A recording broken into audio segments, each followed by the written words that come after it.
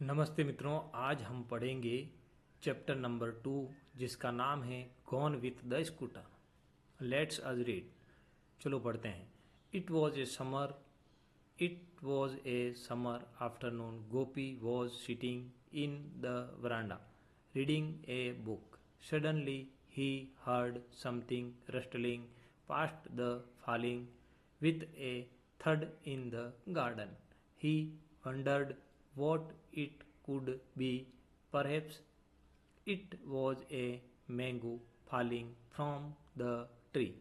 Immediately, Gopi put his book aside, got up, and ran into the garden. इसका हम अनुवाद समझते हैं कि इसमें क्या कहना चाहता है, क्या लिखा हुआ है। हम ये पढ़ते हैं। होता क्या है, it was a summer afternoon, यानी गर्मी की दोपहर थी। यह है जो गर्मी की एक दोपहर थी। Gopi was sitting in the veranda, यानी गोपी है जो इसमें बरामदे में बैठा था और रीडिंग ए बुक, यानी एक किताब पढ़ रहा था। सडनली, अचानक क्या होता है कि he heard something rustling past and falling with a थर्ड इन द गार्डन। एक उसने बगीचे में है जो एक सरसराहट की आवाज़ सुनाई दी, जो गिरने की आवाज़ के साथ में बगीचे के अंदर ये आवाज़ आई थी। फॉलिंग विथ ए थर्ड इन द गार्डन है जो rustling past and falling with a थर्ड इन द गार्डन। बगीचे में गार्डन कहते हैं बगीचे को, थर्ड कहते हैं कोई चीज़ होती है वह है जो एक गिरने की, यह चीज़ गिरने की आवाज़ आई, किसी चीज़ के गिरने की आवाज़ आई। He wondered what it could B.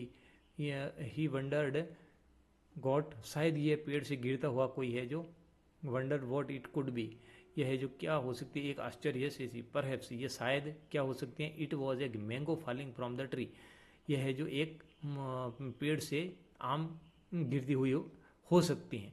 ये शायद उसने ये एक संभावना के साथ में उसने कहा कि शायद ये आम के पेड़ से है जो मैंगो गिरी हो सकती हैं।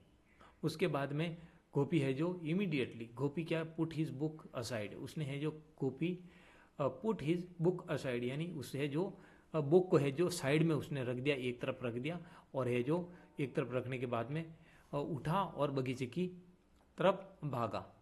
गॉट अप यानी उठा, and rain into the garden. Rain into the rain यानी दौड़ा, इनटू द गार्डन गार्डन की तरफ है जो वह गार्डन में भाग गया है। रेन इनटू द गार्डन यानी गार्डन बगीचे में भाग गया, बगीचे में इनटू यानी बगीचे में भाग गया।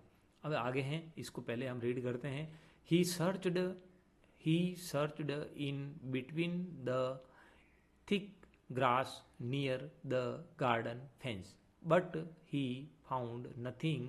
ही looked among the bushes, nothing was there again.